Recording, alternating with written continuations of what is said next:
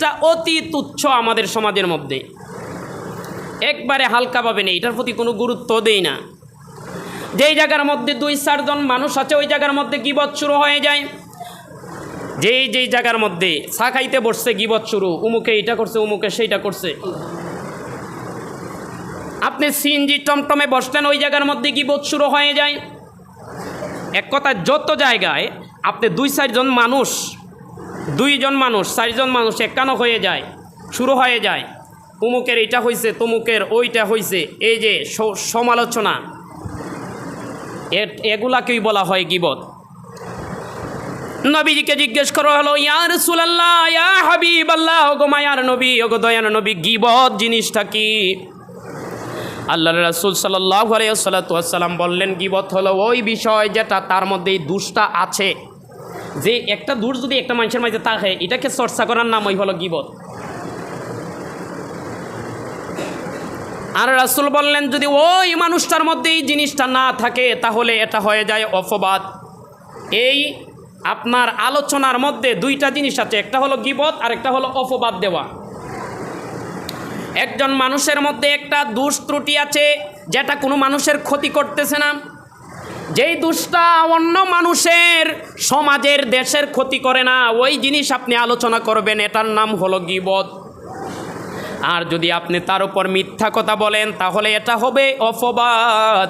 আমার নবীজি বলে, ও দুনিয়ার মানুষেরা, কারো নামে যদি একটা গীবত করো, একটা অপবাদ দাও, তাহলে এই পৃথিবীর পূর্ব থেকে পশ্চিমে যতটুকু জায়গা আছে আমার আল্লাহ জাহান্নামের ততটুকু নিচে তোমাকে ঢুকাইয়া দিবে। বলি না নাউজুবিল্লাহ। আমরা তো দিনে শত শত হাজার হাজার গীবত করতেছি। আল্লাহর নবী বলেন, শুধু একটা গীবতের কারণে, একটা কথা তুমি একজনের নামে গীবত করলা, মিথ্যা কথা বললা, তোমাকে এই পৃথিবীর পূর্ব থেকে পশ্চিমে যতটুকু জায়গা আছে, যতটুকু গভীরতা আছে, অতটুকু জাহান্নামের নিচে তোমাকে ঢুকাইয়ে দেওয়া হবে। গীবতের এত ভয়াবহতা। আমার বাবারা, বন্ধুরা, গীবত, বিভিন্ন প্রকারের গীবত আমাদের সমাজের মধ্যে আছে। গীবত শুধু এক ধরনের গীবত নয়। একটা মানুষ ভালো মানুষ, ওই ভালো মানুষটাকে আপনি মনে মনে ঘৃণা করলেন, এটাও এক ধরনের গীবত। আপনি একটা ভালো মানুষের আপনি মনে মনে ঘৃণা করলেন, তার দোষ কি? সে আল্লাহওয়ালা। তার দোষ কি? সে সত্য কথা বলে। তার দোষটা কি? সে হক কথা বলে। এই জন্য আপনার বিভিন্ন স্বার্থের মাঝে আঘাত লাগে, আপনি তাকে মনে মনে ঘৃণা করলেন। আল্লাহর রাসূল বলে, এটাও এক ধরনের গীবত। ভালো মানুষকে আপনি মনে মনে ঘৃণা করলেন, এটাও গীবত। আমার বাবারা, বন্ধুরা, তারপরে লেখার মাধ্যমেও গীবত হয়। যেই কথাগুলা মুখে বলা নিষেধ, গীবত হয়ে যায়। ওই কথাগুলা যদি আপনি লেখেন ফেসবুকের মধ্যে, ইউটিউবের মধ্যে, বর্তমানে ভাইরাল হওয়ার লাগে তো মানুষ পাগলই, খালি ভাইরালই তো আনকমন একটা জিনিস, কেডায় কোনান দি কী করছে, এগুলা যদি তুল্লা ধরন যায় তুই আমি ভাইরাল। যেটা সমাজের কোনো ক্ষতি না, যেটা আপনার স্বার্থের কোনো ক্ষতি না, যেটা মানুষের কোনো ক্ষতি হচ্ছে না, একটা মানুষের গোপন একটা জিনিস আপনি চর্চা করিয়া এইটারে বার করিয়া আইন না, এরপরে এইটারে বালা করে ভাইরাল করেন যাতে আপনি সাথে সাথে ভাইরাল হতে পারেন। বলি না নাউজুবিল্লাহ। ভাইরালের রোগে আমরারে পাইছে, এটাও হলো গীবত।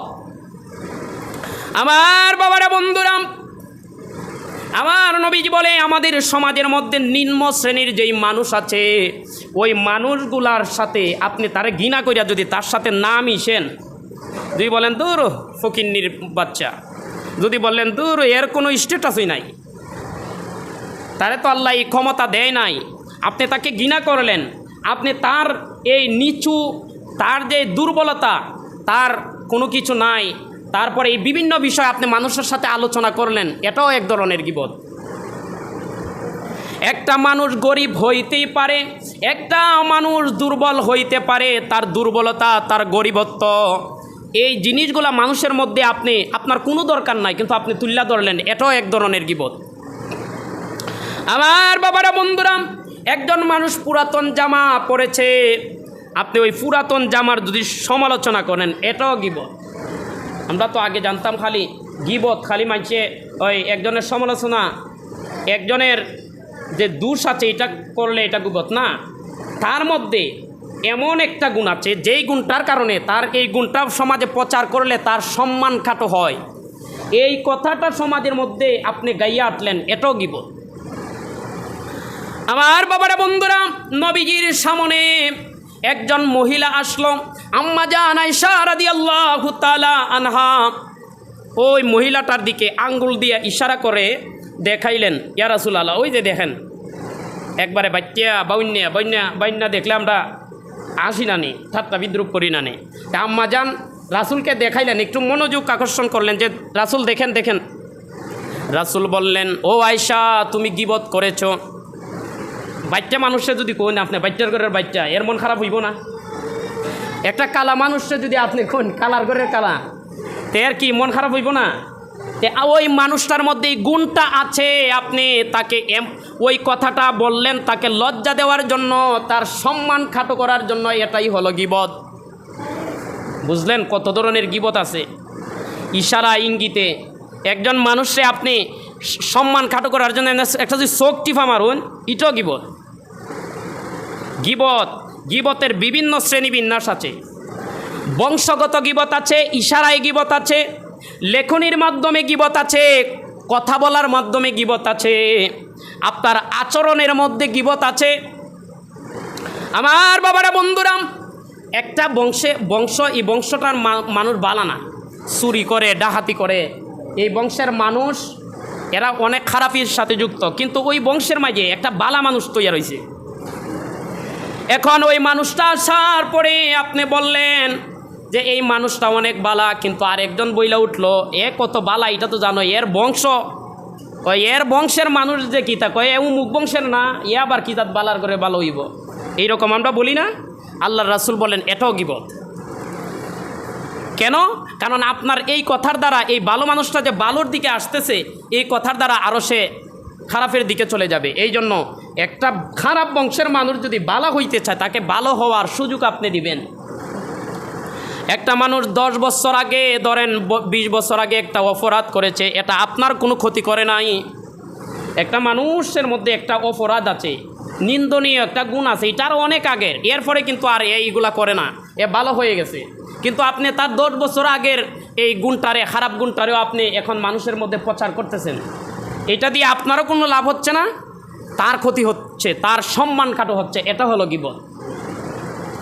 আমার বাবারা বন্ধুরা, আমাদের সমাজের মধ্যে এই রকম বিষয়গুলা এখন যেমন একটা আপনার অভ্যাসে পরিণত হয়ে গেছে। মানুষের এই রকম সমালোচনা, মানুষকে অপমান করা, মানুষের একটা খারাপ গুণ যদি থাকে, আপনি তার যদি এগুলা গাইয়ে গাইয়ে আটুন, এটা দ্বারা সে কোনোদিন ভালো হইব, সে আরও মনের মধ্যে বিরক্তি নিব। এগুলা শুনলে কি কেউর মনে ভালো লাগে? ভালো লাগবে না। এই জন্য মানুষের মধ্যে কোনো খারাপ গুণ থাকলে আপনি তাকে বুঝাইবেন যে এই গুণটা খারাপ, পার্সোনালভাবে বুঝাইবেন। সমাজের মধ্যে এইভাবে গাইয়া আটবেন না, এগুলাকে গীবত। এগুলার মাধ্যমে আপনি নিজের ক্ষতি নিজেই করলেন। আমার বাবারা বন্ধুরা, আপনারা কয়েকজন মানুষ ধরেন এই জায়গার মধ্যেই বসে আছেন বা এক জায়গার মধ্যে আছেন, একজনে একটা কথা বলল, তখন আরেকজনে বলল, দূর বেটা, তুই যে আজাইরা ভাত খাস রে, দূর বেটা, এটা তো কথার কথা না কইলাম। ওই আমরা কথার কথা কইয়া সমাজের মধ্যে এইভাবে গীবত করি, কয়টা আমার প্রয়োজন, এটা একটা কথার কথা কইলাম, উমুকের মাঝে এটা আছে, উমুকের মাঝে ওইটা আছে। আমার বাবারা বন্ধুরা, এগুলা থেকে আমাদেরকে বেঁচে থাকতে হবে। কথার কথা বলা যাবে না, যেই কথাগুলো আপনার প্রয়োজন নাই, এই ধরনের কথার কথা আপনার বলারও প্রয়োজন নাই। এটা দ্বারা আপনি আপনার নিজের ক্ষতি করলেন।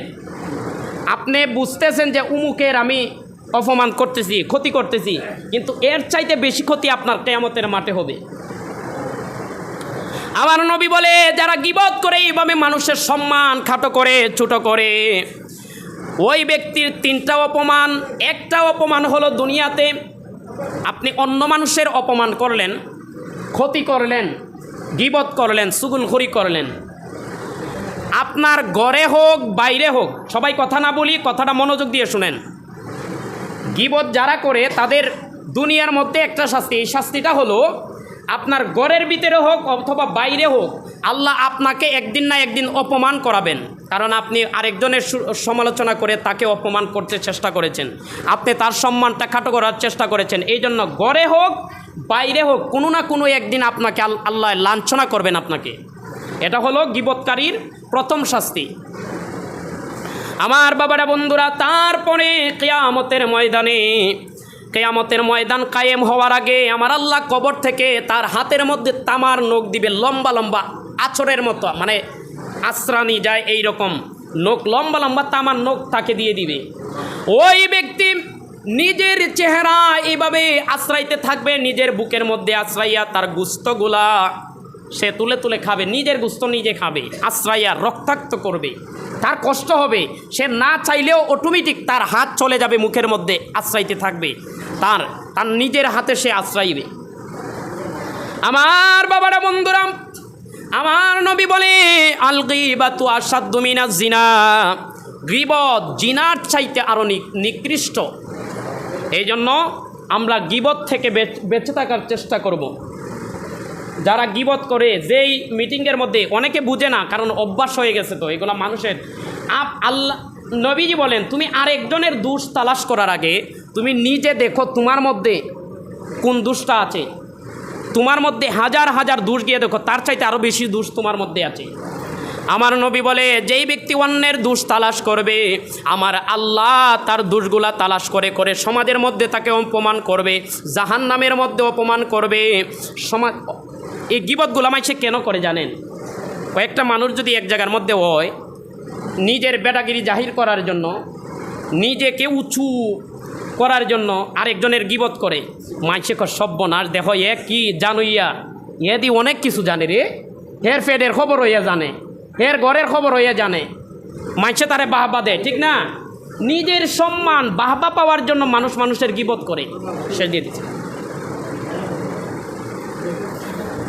আমার নবী বলে, ওই সকল মানুষকে যারা বাহবা পাওয়ার জন্য মানুষের গীবত করে, কিয়ামতের ময়দানে যতগুলা মানুষের গীবত করেছে এবং যাদের সামনে গীবত করেছে সব মানুষকে একসাথে করবেন, সব মানুষকে একত্র করে কিয়ামতের ময়দানে আমার আল্লাহ ওই গীবতকারীকে লাঞ্ছনা করবেন, অপমান করবেন।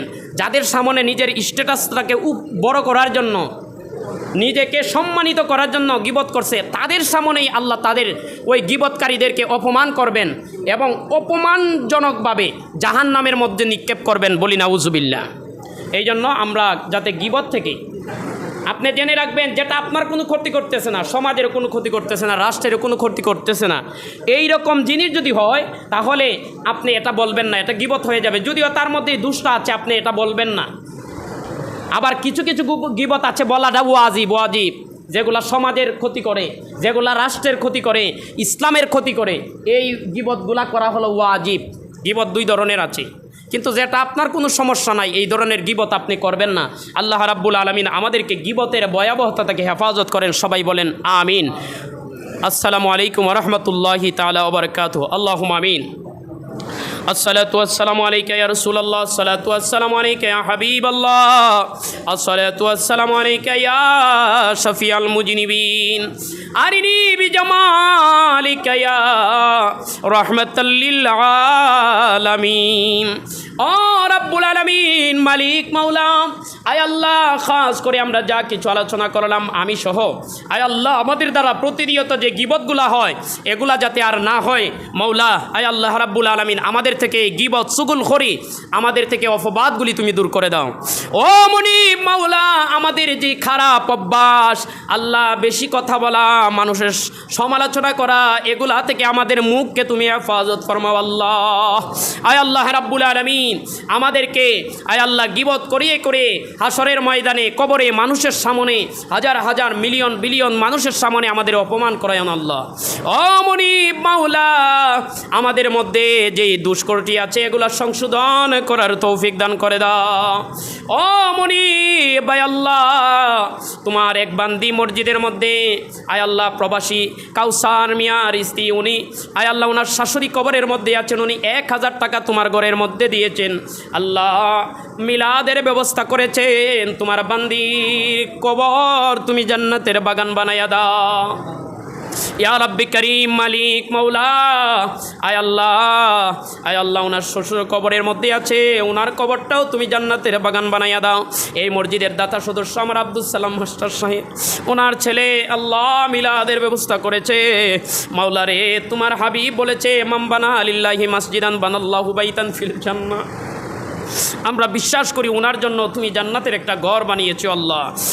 মনিব মাওলা, ওনার আলাই মাকাম তুমি দান করে দাও মাওলা। মুন্সিবাড়ির আমার মঈনুদ্দিন চাচা, ওনার জন্য মিলাদের ব্যবস্থা করা হয়েছে, ওনার মৃত্যুবার্ষিকী মাওলা, ওনার কবরটা জান্নাতের বাগান বানাইয়া দাও। মনিব তোমার আরেক বান্দি ইন্তেকাল করেছে, আমার লতিফুল্লাহ চাচার শাশুড়ি পাহাড়াবাড়ি মাওলায় আল্লাহ, ওনার জন্য মিলাদের ব্যবস্থা করা হয়েছে। এইভাবে আমরা যতগুলা মানুষ কবরে আছে মাওলারে, আপন জনের কথা মনে হয়ে যায়, তাদের স্মৃতিগুলা হায় আল্লাহ চোখের সামনে ভেসে উঠে, তাদের চলাফেরা হাঁটা বসা দুনিয়ার জীবনটা আমাদের চোখের সামনে ভেসে উঠে, মায়া লাগে আল্লাহ। আয় আল্লাহ তাদের কবরগুলা তুমি জান্নাতের বাগান বানাইয়া দাও। আয় আল্লাহ রাব্বুল আলামিন, এইভাবে আরও অনেকেই দোয়া প্রার্থী আছে, প্রত্যেকের মনের মকসুদ তুমি মঞ্জিলে পৌঁছাইয়া দাও।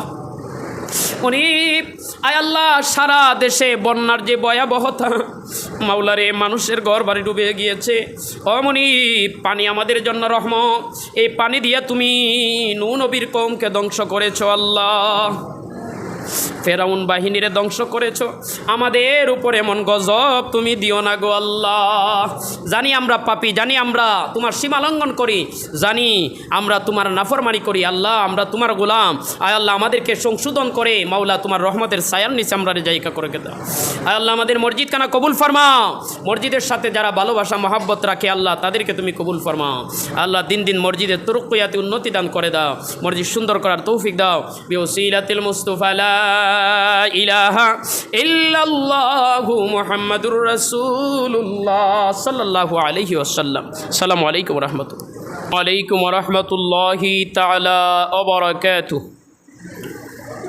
আসসালাতু ওয়াসসালামু আলাইকা ইয়া রাসূলুল্লাহ, আসসালাতু ওয়াসসালামু আলাইকা ইয়া হাবিবাল্লাহ, আসসালাতু ওয়াসসালামু আলাইকা ইয়া শাফিআল মুজনিবিন, আরিনি বিজামালিকা ইয়া রাহমাতাল লিল আলামিন। ঠিক আছে না, আওয়াজ হয়নি বেশি। আলহামদুলিল্লাহি রাব্বিল আলামিন, আসসালাতু ওয়াসসালামু আলা মান কানা নাবিয়্যান ওয়া আদামু বাইনাল মাই ওয়াত তিন ওয়া আলা আলিহি ওয়া আসহাবিহি ওয়া আহলি বাইতিহি ওয়া আউলিয়াই উম্মতিহি ওয়া উলামাই আহলি সুন্নতিহি আজমাইন। আল্লাহুম্মা সাল্লি আলা সাইয়্যিদিনা মাওলানা আলা আলি সাইয়্যিদিনা মাওলানা আর মোহাব্বতে আল্লাহুম্মা সাল্লি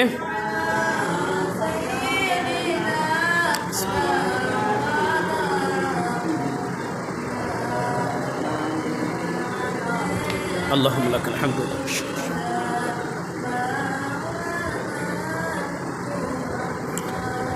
জুড়ে জুড়ে পড় দুরুদ ও মুমিন ভাই বসিয়া, তোমার দুরুদ শুনেন নবীজি রওজা পাকে থাকিয়া। আল্লাহুম্মা সাল্লি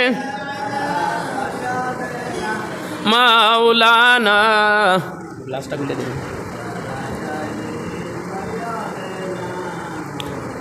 या रसूल अल्लाह हबीबी साथ बना लेना मुझे, रोज महशर दोस्ते अपने से पिला लेना मुझे। अल्लाहुम्मा सल्ले अला सय्यिदिना मौलाना मुहम्मद व अला आलिहि মাওলানা। এই দুনিয়া পড়ে থাকবে, আমরা একদিন দিন থাকবো না, সবাই মুদের ভুলে গো যাবে, নবীজি মুদের বলবেন না। আল্লাহুম্মা সাল্লি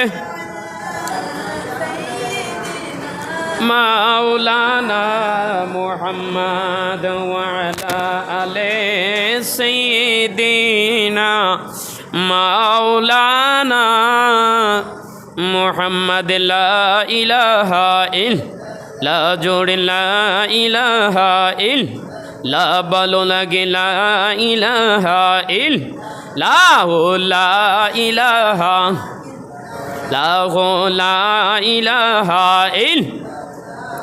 লা ইলাহা ইল্লা মাশাআল্লাহ লা ইলাহা ইল্লাহু লা ইলাহা মহব্বত লা ইলাহা ইল্লা মায়া করে লা ইলাহা ইল্লা জোড়ে জোড়ে লা ইলাহা লা ইলাহা ইল্লাল্লাহু লা ইলাহা ইল্লাল্লাহু লা ইলাহা ইল্লাল্লাহ লা ইলাহা ইল্লাল্লাহ লা ইলাহা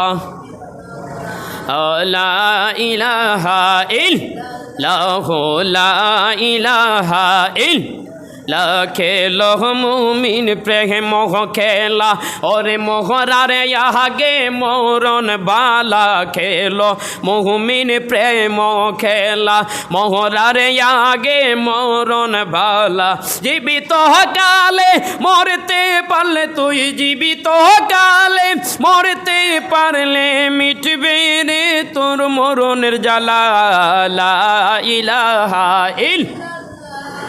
লা ইলাহা ইল্লাল্লাহু লা ইলাহা ইল্লা ভালো লাগে লা ইলাহা অরে আসমানের মালিক যে আল্লাহ বলো জমিনের মালিক সে আল্লাহ লা ইলাহা ইল্লাল্লাহু লা ইলাহা ইল্লাল্লাহু লা ইলাহা ইল্লাল্লাহ লা ইলাহা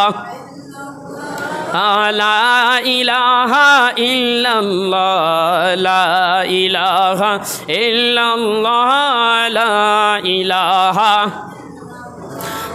লা ইলাহা আল্লাহ তোমার লীলা খেলা কেউ বুঝে না লা ইলাহা ইল্লাল্লাহু লা ইলাহা ইল্লাল্লাহু লা ইলাহা ইল্লাল্লাহ লা ইলাহা কাউরে রাখো 10 তলায় তুমি কাউরে রাখো গাছতলায় মৌলা তোমার লীলা খেলা কেউ বুঝে না লা ইলাহা ইল্লাল্লাহু লা ইলাহা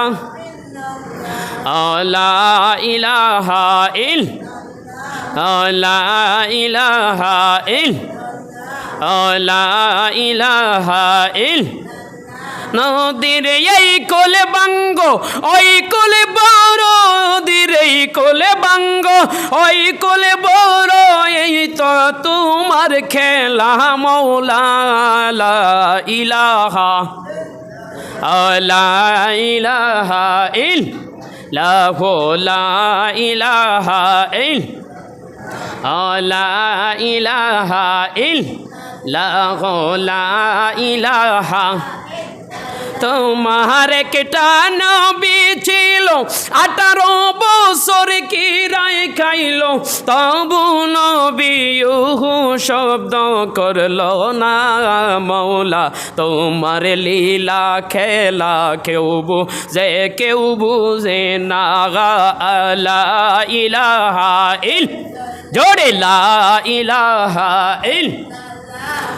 লা ইলাহা লা ইলাহা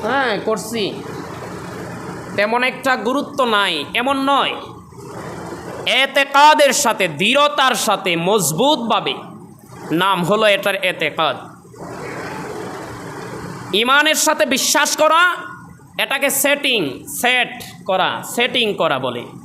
আর ফিটিং করা আপনার আমলের দ্বারা এটা বাস্তবায়ন করা। যা কিছু আপনার দুনিয়া পরকালের জন্য প্রয়োজন, কল্যাণকর, এগুলা বাস্তবায়ন করা, অকল্যাণকর যেগুলা, এগুলা আপনি বর্জন করা। আমার বাবারা, বন্ধুরা, আজকের খুতবার আলোচনার বিষয় আপনাদেরকে আমি পড়ে শোনাই।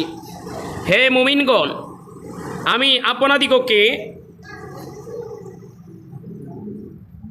কবরে দাখিল হওয়ার পূর্বেই আল্লাহর ভয়ে ভীত হওয়ার জন্য উপদেশ দিতেছি, এবং আপনারা কিয়ামতে সাহায্যকারী ইমানের মাসলা মাসাইল শিক্ষা করুন। ইমানের যত মাসলা মাসাইল আছে এগুলো আপনারা শিক্ষা করুন।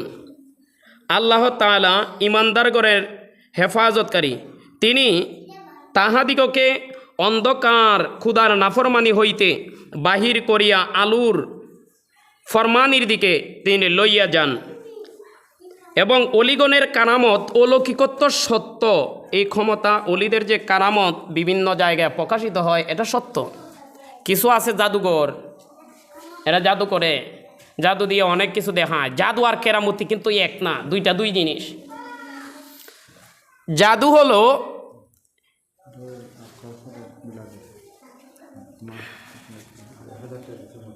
কেটাই সাঁদের আনি,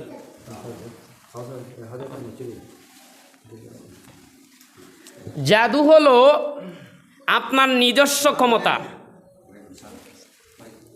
যেটা টুটকা বুটকা বিভিন্ন মন্ত্র, বিভিন্ন আপনার কি বলে শয়তানি, যেটা হারুত মারুত শিখিয়েছিল দুনিয়াতে, ফেরেশতারা এসে শিখিয়েছিল, আর শয়তান এটাকে অপব্যবহার করেছে। খারাপ লোকরা এগুলাকে মানুষের ক্ষতি সাধনের জন্য জাদু টুনা করে, বিভিন্ন মন্ত্র পইরা তারপরে একটা জাদু দেখায়। এটা হলো জাদু, এটা আপনার মন্ত্রের দ্বারা, এটা আপনার মধ্যে সীমাবদ্ধ। আর কেরামতি হলো সরাসরি আল্লাহ রাব্বুল আলামিনের পক্ষ থেকে আল্লাহর দেওয়া প্রদত্ত ক্ষমতা, যেটা শেষ হবার নয়। বলি না সুবহানাল্লাহ। পিতৃরাজ জাদু দেখাইতে আসলো আপনার খাজা বাবার কাছে। জাদু দেখাইতে আইসা আপনার বিভিন্ন সাপ ছাড়ছে, আপনার সাপ। বাবা খাজা বাবাকে মারার জন্য সাপ ছাড়ছে, কিন্তু খাজা বাবার কেরামতিতে সব সাপ খেয়ে ফেলছে। পিতৃরাজ সর্বশেষে পরাজিত হয়ে যখন ওই আপনার উপরের দিকে হাওয়ার মধ্যে উপরের দিকে চলে যাচ্ছে, পাইক্যার মতন, পাইক্যাতে উড়াল দিয়া যায়, এভাবে পিতৃরাজ জাদুর বলে উপর দিকে চলে যাচ্ছে ডরাইয়া, যে খাজা বাবার কেরামতির সাথে আর পারতেছে না, তখন উপরে চলে যাচ্ছে। এটা হলো তার জাদু। আর কেরামতি হলো খাজা বাবা উনার জুতা মুবারক, জুতাকে অর্ডার দিয়েছিল যে পিতৃরাজকে নিয়ে আসো। এই জুতা ওই উপর থেকে হাওয়ার থেকে গিয়ে পিতৃরাজকে জুতাইরা বাইরে বাইরে নিচের মধ্যে আবার নিয়ে আসলো। এটার নাম হলো কেরামতি। বলি সুবহানাল্লাহ। জাদু যে কোনো কিছুর কাছে আত্মসমর্পণ করতে বাধ্য, পরাজিত হয়ে যায়, কিন্তু কেরামতি এটা পরাজিত হয় না। পিতৃরাজেরটা ছিল জাদু, এই জন্য সে জুতার বাড়ি খেয়ে নিচে চলে আসলো। আর খাজা বাবারটা ছিল কেরামতি, এই জন্য এই জুতাকে সে হারাইতে পারে না, জুতা তাকে বাইরে নিচে নিয়ে আসছে। বলি আল্লাহু আকবার। এটার নাম হলো, এই জন্য বলেছেন যে অলি আউলিয়াদের কেরামতি এটা হলো সত্য, এটা হক, এটাতে মিথ্যার কোনো অবকাশ নাই। জাদু আর কেরামতি দুইটার মধ্যে পার্থক্য হলো এটা, জাদু শেষ হয়ে যায় কিন্তু কেরামতি শেষ হয় না, কারণ এটা তো আল্লাহ প্রদত্ত ক্ষমতা। পিতৃরাজের নামও অনেকে জানে না, কিন্তু খাজা বাবার নাম বর্তমানে মানুষে জানে। পিতৃরাজকে কেউ আর সম্মান দেখায় না, কিন্তু খাজা বাবাকে সম্মান দেয়। এটা হলো অলিদের কেরামতি। আর পিতৃরাজের যেটা, এটা জাদু, এটা শেষ। তারপরে কোনো ব্যক্তি ইসলামের স্থির চিত্তে রিসালাতে বিশ্বাস না হইয়া অলি হইতে পারে না। পরিপূর্ণ ঈমান থাকতে হবে, আমল থাকতে হবে, তারপরে অলি হবে। ওই যে অনেক মানুষ আছে নামাজ নাই, কালাম নাই, চুলের মাঝে ইচ্ছা মতো জট উঠ লাগাইয়া, তারপরে আপনার কোনো দুনিয়াদারি খবর নাই, 9 মাসে একবার গোসলও করে না, এরা হয়ে যায় আবার উলি। তো এই জন্য এখানে বলা হয়েছে যে কোনো ব্যক্তি ইমানের স্থিরচিত্ত এবং রিসালাতের বিশ্বাসী না হইয়া অলি হইতে পারে না। মুহাম্মদ সাল্লাল্লাহু আলাইহি ওয়াসাল্লাম এর পরে মানবদের মধ্যে প্রাথমিক পর্যায়ক্রমে 4 খলিফা হজরতে আবু বকর, হজরতে উমর, হজরতে উসমান, হজরতে আলী রাদিয়াল্লাহু তাআলা আনহুম উনারা হলেন সর্বোত্তম ব্যক্তি, নবীর উম্মতের মধ্যে সবচাইতে উত্তম ব্যক্তি উনারা। খিলাফত 30 বছর চলিয়াছে, অতঃপর রাজ্য এবং রাজত্ব চলিতেছে। বর্তমানে যেটা এটা খেলাফত না, নবীর পরে এই 4 খলিফা উনাদেরকে খলিফা বলা হয়। এরা ইসলামী যে রুলস আছে, ইসলামী যে নিয়ম আছে ওইটার ভিত্তিতে ওনারা খলিফা হয়েছিলেন। আর বর্তমানে যারা এরা খলিফা নয়, এটা হলো রাজত্ব। এখানে হালাল হারামের বাজ বিচার নাই। এখানে মুসলমানের বুটের যৎকান দাম, অন্যান্য মানুষের বুটেরও অতকান দাম ওই।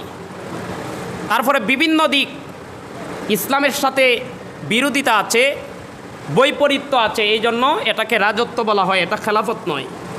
বাংলাদেশ মুসলমান রাষ্ট্র, কিন্তু এটা খেলাফতি রাষ্ট্র না, আপনার ইসলামী শাসন এখানে নাই। মুসলমান কিন্তু বাংলাদেশের 95% মুসলমান, কিন্তু তারপরেও এটাকে আপনার কি বলা যায় না, ইসলামী রাষ্ট্র বলা যায় না।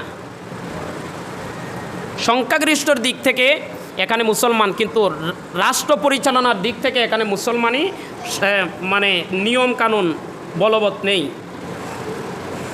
দিনের হেফাজতের জন্য মুসলমানগণ একজন প্রকাশ্য ইমাম থাকা প্রয়োজন। ইমাম গোপনীয় বা অপ্রত্যাশিত হইলে চলিবে না, প্রকাশ্য থাকিতে হবে মুসলমানদের ইমাম। বান্দাগণ সাহাবাগণের সুসমালোচনা করিবে, কোনো সময় কুসমালোচনা করবে না, খারাপ সমালোচনা করবে না সাহাবীদের। বান্দাগণ কখনো নবীগণের সমমর্যাদা সম্পন্ন হইতে পারে না। নবীদেরকে আল্লাহ যে মর্যাদা দিয়েছেন, মানুষ ইচ্ছা করলেও সেই মর্যাদায় যাইতে পারবে না। এগুলা হলো আহলে সুন্নাত ওয়াল জামাতের আকীদা। বয়স্ক বান্দারা যতক্ষণ পর্যন্ত জ্ঞান বহাল থাকে ততক্ষণ পর্যন্ত তাহার উপর হইতে শরীয়তের আদেশ নিষেধ বাতিল হইয়া যায় না। যতক্ষণ পর্যন্ত আপনার বয়স হয়েছে, কিন্তু হুশ জ্ঞান যতক্ষণ পর্যন্ত আছে ততক্ষণ পর্যন্ত আপনি আল্লাহর গোলামি করতেই হবে। দাঁড়াইয়া পারেন না বৈশা করবেন, বৈশা পারেন না ঘুমাইয়া করবেন, তো আপনাকে করতে হবে আপনার যতক্ষণ পর্যন্ত হুশ থাকবে। যতক্ষণ পর্যন্ত দলিলে কাতই নিষেধকারী না হইবে ততক্ষণ পর্যন্ত কুরআন এবং হাদিস শরীফের জাহিরি অর্থই লইতে হইবে। বেদাআতি ফকিরগণের মতো জাহিরি অর্থ ছাড়িয়া দেওয়া এবং মন গড়া বাতিনি অর্থ গ্রহণ করা, এটা হলো ধর্মনাশক, কুফরি। এখানে আপনারা কথাটা ভালো করে লক্ষ্য করবেন। বলা হয়েছে যেই জায়গার মধ্যে কোরআনের স্পষ্ট দলিল আছে, যেইখানে দলিলে কাতি মানে যেটা প্রকাশ্য চালু আছে, আমার নবীর পক্ষ থেকে যে আমলটা দেখিয়ে গিয়েছেন যেইভাবে করার জন্য, ওইভাবে আপনি না করে যদি আপনি আপনার মন গড়া করেন, এটাকে বাতিনি বলা হয়। এটা বেদাতি ফকির, ওই আগে যে বললাম যে বিভিন্ন বাপ ধরে, এরা বেশে দরবেশ বলে না অনেকে যে মনের নামাজ বড় নামাজ, বাইরের নামাজের দরকার নাই। তাহলে মনের নামাজ বড় নামাজ যদি হইতো, বাইরের নামাজের দরকার না হতো, তাহলে রাসূলের মনে কি নামাজের কি অভাব আছে? রাসূল কি তোমার চাইতে আমল কম ছিল নাকি? রাসূল কি তোমার চাইতে কম বুঝতেন নাকি? রাসূল দেখিয়ে গেছেন বাহিরে জাহিরিভাবে তুমি নামাজ পড়বা, তারপরে নামাজের পরিপূর্ণ তোমার যেই প্রতিফলন, পরিপূর্ণ যে খুশুখুদু আল্লাহর প্রতি, আল্লাহকে সেজদা দেওয়া, এগুলা তোমার মনের ভিতরে যেমন থাকবে বাহিরেও থাকতে হবে। এটা রাসূল প্রতিষ্ঠা করে দিয়ে গিয়েছেন জামাতে নামাজ। আর এরা বলে বাইরের নামাজ দরকার নাই, ওইটাকেই বলা হয় যে এরা জাহিরি অর্থ বাদ দিয়া বাতিনি অর্থ নেই। এগুলা হলো বন্ড এবং কাফের। হাদিসের ভাষায় এরা হলো কাফের, যারা আল্লাহর রাসূলের একটা দেখানো পদ্ধতিকে বাদ দিয়ে তাদের মন গড়া চালু করে, এদেরকে কাফের বলা যাবে। এরা মুসলমানের কোনো কাতারে পড়ে না। কাতই অখণ্ডনীয় দলিল অমান্য করা গুনাহের কাজকে হালাল জানা। আপনার একটা জিনিস যদি শরীয়তে নিষেধ করছে, কিন্তু আপনি যদি এটারে চালু করেন তাহলে আপনি এটারে হালাল করলেন। আপনি জান্না শূন্য একটা কাজ যদি সমাজে প্রতিষ্ঠা করেন, এটা হারাম, কিন্তু আপনি প্রতিষ্ঠা করলেন, এর মানে আপনি বুঝাইতে চাইলেন যে এটা হালাল। বিভিন্ন মদ, জুয়া, সুদ, ঘুষ, এইরকম অনেক কিছু আছে, মানুষ জানে এইটা হারাম, তারপরে মানুষ এটা সমাজের মাঝে চালু করে। এটা দিয়া তারা ইসলামের প্রতি জুলুম করে, তারা এই হারামটারে সমাজের মধ্যে হালাল হিসেবে বাস্তবায়ন করে।